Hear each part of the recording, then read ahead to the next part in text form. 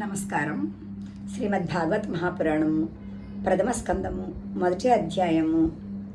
సౌనకాది మహర్షులు సూత పౌరాణికుని ప్రశ్నించుట మంగళాచరణము. 22వ శ్లోకము. త్వం నః సందర్శితో ధాత్రా దుస్తరం నిస్థితీర్షతాం కలిం సత్వహరం పుంసాం కర్ణధార ఇవార్ణవం. ఈ కలియుగమునందు ప్రాణుల పవిత్రత శక్తులు క్షీణించును.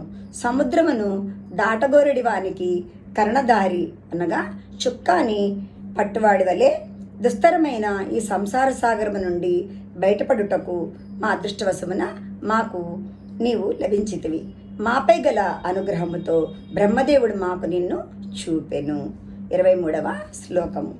బ్రూహి యోగేశ్వరే కృష్ణే బ్రాహ్మణ్యే ధర్మవర్మణి స్వాం కాష్టామధునోపేతే ధర్మహక్కం శరణం గతః. ధర్మరక్షకుడు, బ్రాహ్మణ భక్తుడు, యోగేశ్వరుడు అయిన శ్రీకృష్ణ భగవానుడు తన పరంధామమును చేరినంతనే ధర్మము ఎవరిని శరణుజొచ్చెనో దయతో తెలుపుము. ఇది శ్రీమద్భాగవతే మహాపురాణే పారమహంస్యాం సంహితాయాం ప్రథమస్కందే ప్రథమోధ్యాయః.